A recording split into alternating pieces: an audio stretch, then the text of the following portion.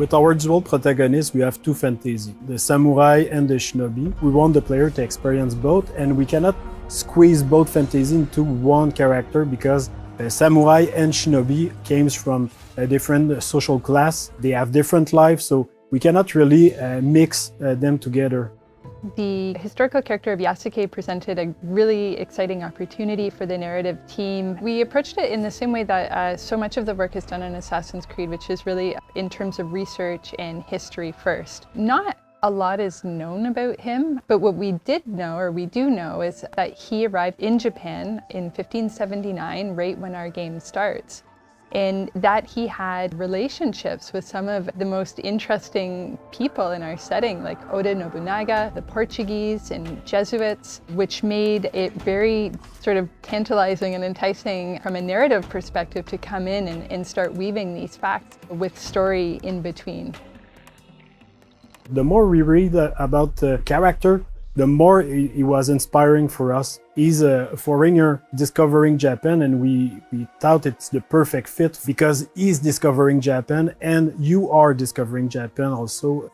And on the flip side, we have Naoe, who comes from the province of Iga, which is a remote mountainous area, fiercely independent, known as the birthplace of shinobi. So they're very contrasting perspectives that really expose a lot of different sides and facets of the era. When Oda came, he completely destroyed Iga. You have Yasuke and Oda that coming to destroy the shinobi. So it can kind of create this interesting tension between two characters. We were able to connect her to the province of Iga and the legendary Igan shinobi historical figure, Fujibayashi Nagato, who's her father in the game. So we understand why she has the skills that she has and the values that she learns from her father in the people of Iga, which are valor, benevolence, and wisdom. And as a young person still at the start of the game, we get to see now we acquire even more of that wisdom as the story unfolds. And if you ask anybody, it's super clear that samurai will be combat heavy and a shinobi will be stealth heavy. It creates this distinction right away.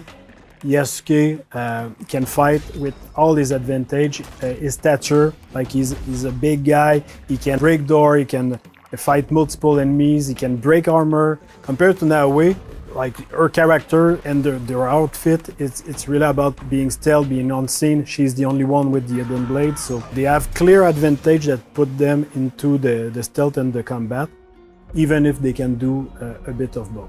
They're a really great pair together because on one side we have Naoe, who's very intense and passionate and determined woman who is very set on her goals. She's kind of got her heart on her sleeve and she'll say what she feels in the heat of the moment. And this intensity that she brings as a shinobi, but that she also brings to her relationship. And this balances very well with Yasuke, who is sort of a thoughtful, level head to Naoe's fiery passion. We really thought about somebody like Yasuke historically who was able to come to Japan and have the life that he did there, to enter service for Oda Nobunaga and achieve all of the things that he did. Like, what kind of person would go through all of this? So our Yasuke is very intelligent, thoughtful, and respectful of this culture that he encounters, and that makes him a very nice sort of counterpart to Naoe. He's a bit mysterious as well, and that's something we get to see unfold as the game progresses.